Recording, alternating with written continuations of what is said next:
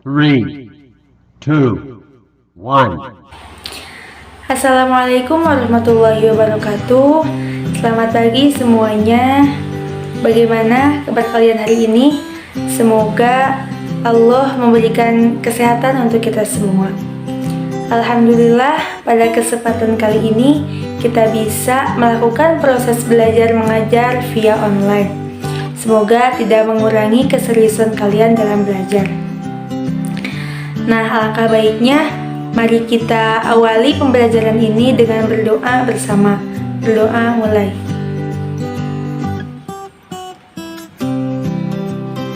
Berdoa selesai. Untuk pengabsenan, kalian bisa di-list di grup WhatsApp saja ya. Silahkan kalian simak video ini dan siapkan alat tulis untuk mencatat hal-hal pokok yang ada di video ini. Sekarang kita akan membahas tentang peradaban bangsa Arab sebelum Islam. Mempelajari tentang peradaban bangsa Arab sebelum Islam menjadikan kita tahu kondisi Mekah sebelum adanya agama Islam.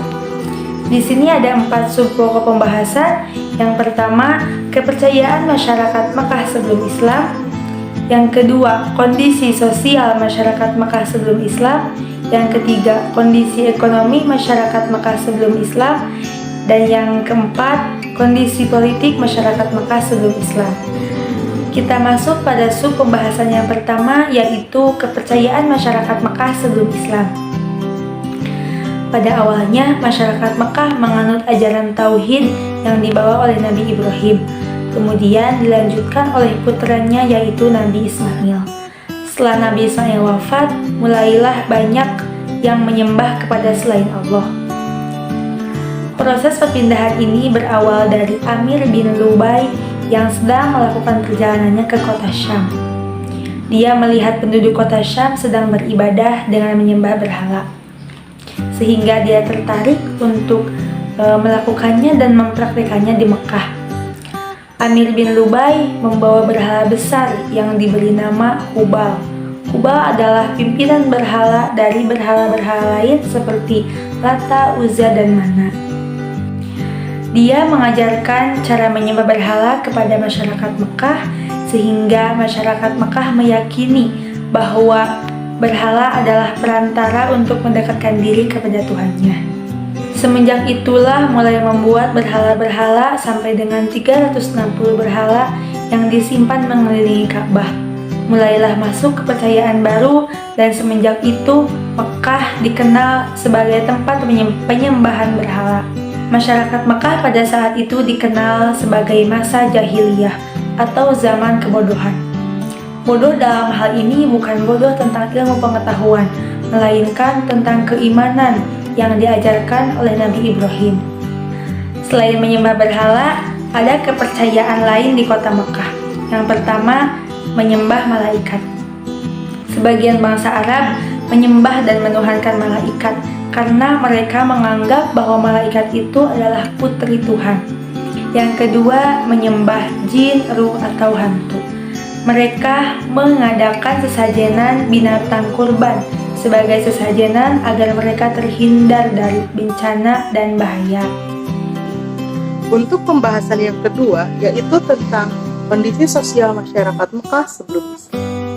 Bangsa Arab memiliki karakter positif seperti pemberani, ketahanan, daya fisik, kekuatan daya ingat, pola hidup sederhana, ramah, dan lain sebagainya. Tetapi karakter tersebut terkikis oleh kejahiliahan mereka dan mereka pun memiliki kebiasaan-kebiasaan buruk seperti suka mabuk-mabukan, berjudi, berperang, berzina, dan yang paling kejam yaitu membunuh anak perempuan dengan cara dikubur secara hidup-hidup. Dan mereka pun merasa terhina dan malu ketika memiliki anak perempuan. Seolah-olah anak perempuan itu ditempatkan pada kedudukan yang sangat rendah. Dan perempuan itu diibaratkan binatang piaraan yang tidak memiliki kehormatan, kekuatan untuk membela dirinya. Selain itu, sistem perbudakan yang dilakukan masyarakat Arab, para majikan memiliki kebebasan untuk memperlakukan budaknya. posisi budak tidak memiliki kebebasan hidup layaknya manusia. Untuk yang selanjutnya, pembahasan ketiga yaitu tentang kondisi ekonomi masyarakat Mekah sebelum Islam. Bangsa Arab memiliki mata pencaharian di bidang pertanian, peternakan, perdagangan. Banyak penduduk yang hidupnya tidak menetap, mereka tinggal di pedalaman seperti masyarakat Baduy. Mata pencahariannya adalah bertani dan beternak. Selain Baduy, adapun masyarakat perkotaan yang subur dalam bidang pertanian seperti Yaman, Madinah, dan Thaif. Selain pertanian, mayoritas masyarakat Arab memilih mata pencaharian perdagangan yang dinamakan Ahlul Qadar. Di kota Mekah terdapat pusat perdagangan yaitu Pasar Uqad yang dibuka di bulan Zulhijjah, Dzulqa'dah, dan Muharram. Khususnya penduduk Mekah yang memiliki pusat perniagaan istimewa. Suku Quraisy merupakan penduduk Mekah yang memegang peranan dalam perniagaan di Jazirah Arab. Kebiasaan orang-orang Quraisy adalah mengadakan perjalanan perdagangan ke daerah lain, yaitu perjalanan musim dingin ke negeri Yaman dan perjalanan musim panas ke negeri Syam. Allah mengabdikan perjalanan suku Quraisy dalam Quran Surat Al-Quraisy ayat 1-4. Dalam bidang ekonomi, riba sudah menjadi tradisi dan lazim dipraktekkan di Jazirah Arab. Bahkan Mekah sebagai pusatnya sudah terpengaruh oleh sistem riba tersebut. Untuk pembahasan yang keempat, yaitu mengenai kondisi politik masyarakat Mekah sebelum Islam. Pada masyarakat pra-Islam dapat dibagi menjadi dua bagian berdasarkan batas teritorial. Yang pertama, penduduk kota yang tinggal di perniagaan Jazirah Arab seperti Mekah dan Madinah. Dan yang kedua, penduduk pedalaman yang mengembala dari satu tempat ke tempat yang lain.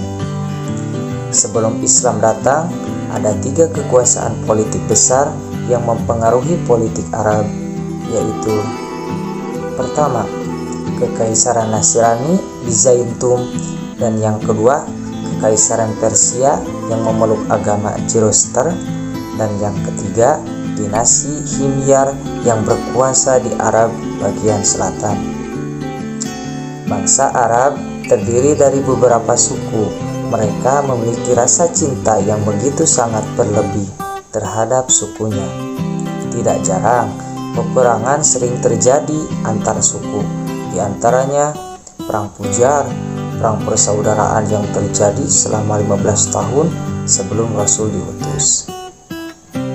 Nah, di Jazirah Arab juga terdapat kerajaan yang pernah ada, yaitu Kerajaan Kindah, Kerajaan Ma'in, dan Kerajaan Khotban, Kerajaan Saba, Kerajaan Himyar, penduduk Romawi di Yaman, penduduk orang-orang Persia atas Yaman, Kerajaan Hirar, Kerajaan Gosan, dan Kerajaan Hijaz. Dari materi yang sudah disebutkan, ada sedikit kesimpulan bahwa peradaban bangsa Arab pra-Islam yang disebut periode Jahiliyah adalah bukti dari adanya sebuah kebudayaan Arab yang mendahului datangnya kebudayaan Islam. Periode tersebut menyaksikan puncak sebuah peradaban tersendiri di kawasan antara keduanya, Imperium Byzantium dari Asia Kecil dan Imperium Sasan dari Persia. Nah, untuk pembelajaran selanjutnya, semoga kita bisa belajar mengajar via luring atau tatap muka. Untuk pembelajaran hari ini dicukupkan sampai di sini. Terima kasih Bapak untuk anak-anak semua atas antusiasinya dalam pembelajaran kali ini. Semoga kita selalu diberi kesehatan. Amin ya Allah ya Rabbal Alamin. Bapak tutup. Hasbunallah wa ni'mal wakil. Wassalamualaikum warahmatullahi wabarakatuh.